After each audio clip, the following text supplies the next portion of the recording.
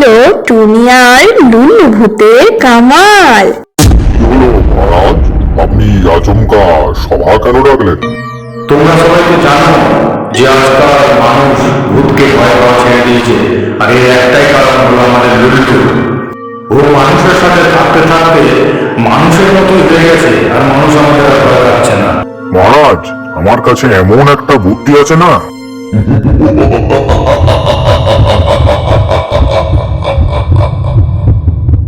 এখানে গল্পে রাক্ষস ভূত আর মাথা কাটা ভূত কিভাবে লুল্লুকে জব্দ করবে এটাই ওরা আলোচনা করছিল। দাঁড়া, মানুষকে আমি কি করে যে ভয় জব্দ করতে হয় সেটা শেখাচ্ছি, দাঁড়া। গ্রামটা কেমন যেন ভয়ানক হয়ে উঠেছে। আগে কিন্তু এরকম ছিল না। কি যে হলো কে জানে। এখন কেমন যেন গা ছমছম করে। কে কে এটা? কে তুমি? তুমি কে? ওরে অপদার্থ, আমি তো ভূত।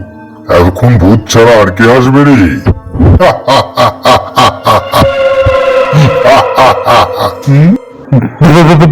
ভূত? ভূত আবার কি? হ্যাঁ হ্যাঁ, আমি স্বপ্ন দেখছি না সত্যি? হ্যাঁ,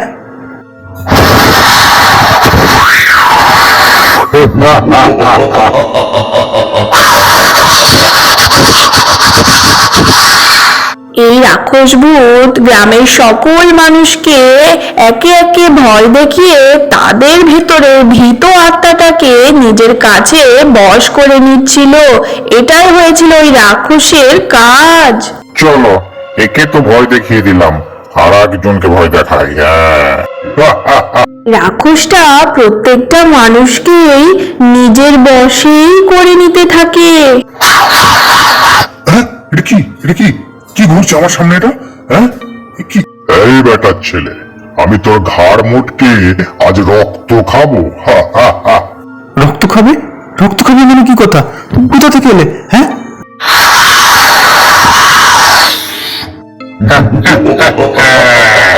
ভয়টা খা এবার, ভয় খা রে। ওরে বাবারে, ওরে পালারে, ওরে পালারে বাবারে।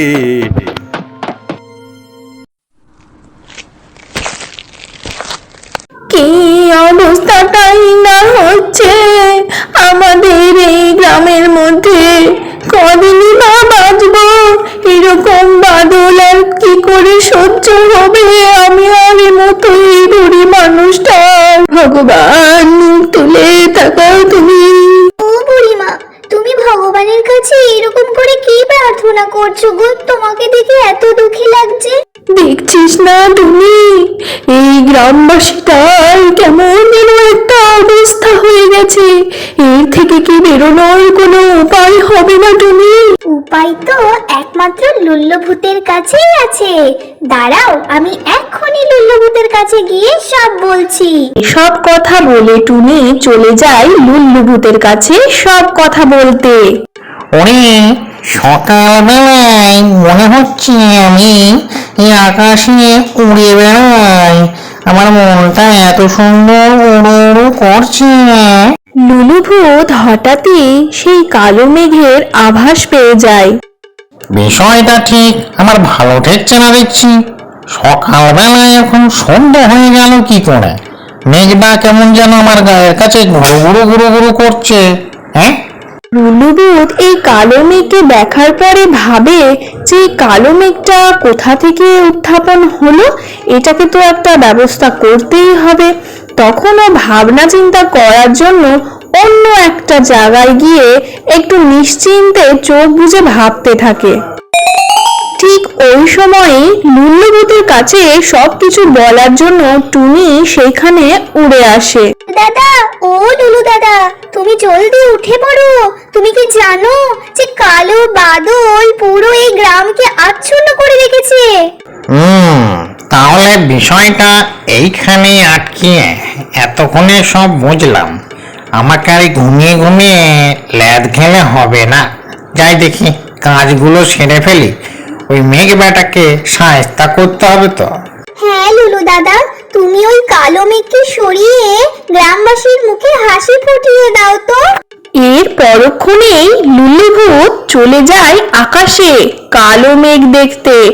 আর এতে তো গ্রামবাসীর অবস্থা খুবই খারাপ হয়ে যাচ্ছিল। তার জন্য ও ভেবেচিন্তেই যাচ্ছে যে কি করে এই কালো বাদলকে জব্দ করা যায়। ব্যাপারটা একটু ইনভেস্টিগেশন করতে হবে তো, দেখি যে করেই হোক ওই মেঘ বেটাকে সাহায্য করতে হবে, না হলে এ মানুষজনের বিপদ কাটবে না দেখছি। দাঁড়া বেটা,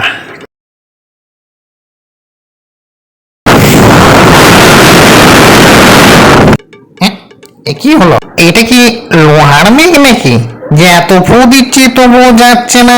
ব্যাপারটা কেমন? হ্যাঁ, ওকে অন্য ব্যবস্থা করছি, দাঁড়া। হ্যাঁ, বাবা বাবা, আমার দ্বারা তো হবে না মনে হচ্ছে। ও, আমার সব ম্যাজিকের লজিক ফেল হয়ে যাচ্ছে দেখছি বাবা। ও, অন্য ব্যবস্থা করতে হবে। কি যে করা যায় কিছু খুঁজেও পাচ্ছি না। মনে হয় টুনিকে দেওয়া কথা আমি রাখতে পারবো না, কিন্তু ভাবতে হবে আমাকে, ভাবতে হবে। মনে পড়েছে, ডিঙ্কা চিক্কা মনে পড়েছে। কি করে আমি বাদলটাকে সাহায্য করবো আমার মনে পড়ে গেছে। ব্যাটার ছানা, এবার তোকে দেখছি, দাঁড়া। লুল্লুর মাথায় হঠাৎই বুদ্ধি চলে আসে। হ্যাঁ, মানুষজন তো অন্ধকারের জন্যই ভয় পাচ্ছে, কিন্তু অন্ধকারে যদি না থাকে তাহলে এবার মেঘ বেটা বুঝবে লুল্লু ভূতের খেলা। এরপর লুল্লু বাদলকে সরানোর জন্য নিজেই সূর্যের উপরে শুয়ে পড়ে। আর সেই সময়ই আলোকিত হয়ে যায়, গাছে ফুল পাতা সব ফুটতে থাকে। লুল্লুর আলোয় সমস্ত জগৎ যেন আলোময় হয়ে যাচ্ছিল। আর সমস্ত ভীত আত্মাগুলো সরে সরে যে বাদলটা সাদা হতে থাকছিল। বহুত মেহনত করে আমি আলোর মতো চমকাচ্ছি যে, হ্যাঁ, এতে আমি মানুষের সমস্ত ভয় নষ্ট করে দেব। তারপর আস্তে আস্তে সমস্ত জায়গায় আলোময় হয়ে যাওয়া শুরু হয়ে যায়। মানুষের মধ্যে আলোর খুশি তখন শুরু হয়ে যায়। আর ভীত আত্মাগুলো সবার শরীর থেকে বেরিয়ে ওই কালো মেঘকে সরিয়ে দিতে সাহায্য করে। আমার প্রিয় গ্রামবাসীরা, এবার তোমরা আনন্দের সাথে দিন কাটাতে পারো, বুঝলে? মানে ওই ইংরেজিতে যেটা বলে আর কি, ডোন্ট ফিয়ার, লিভ উইথ ইয়ার। আরে বা লুল্লু বা, কাজ হচ্ছে তাহলে। ডিঙ্কে চিকি আজকে সকালটা খুবই মনোরঞ্জন। লুলু, ওঠ ওঠ ওঠ ওঠ ওঠ বলছি। মানে প্রণাম মহারাজ। এই লুলু বেটা, তুই আমাদের ভূত সমাজের মুখে পুরো চুনকালি মাখিয়ে দিয়েছিস। আজকাল ভূতদের কেউ ভয়ই পাচ্ছে না, শুধু তোর জন্য। মানে মহারাজ, একবার ভাবুন তো, এই মানুষরা ভয় খেয়ে মরে গিয়ে যদি একবার ভূত হয়ে যায়, তাহলে আমাদের রাজ্যে কত ভূতের সংখ্যা বাড়বে। আপনি সামলাতে পারবেন এত ভূত? হ্যাঁ, বলুন। হ্যাঁ, কথাটা কিন্তু তুই ঠিক বলেছিস লুলু। আচ্ছা শোনো, আজকের পর থেকে কেউ কিন্তু মানুষদের আর ভয় দেখাবে না, ঠিক আছে? লুল্লু যেরকম বলবে সেরকমই সবাই চলবো। গল্পে এখানে রাক্ষস ভূত আর এই মাথা কাটা ভূত লুল্লুর কাছে এসেছিল এই বলতে যে মানুষ তো লুল্লু ভূতের জন্য এই ভূতেদেরকে ভয় পাওয়া ছেড়ে দিয়েছিল।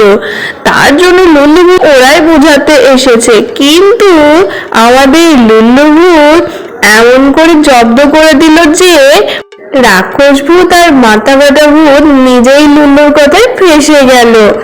আর লুল্লু ভূতের কথাতেই ওরা রাজি হয়ে গেল। ওরা চলে যাওয়ার পর লুল্লু বলে,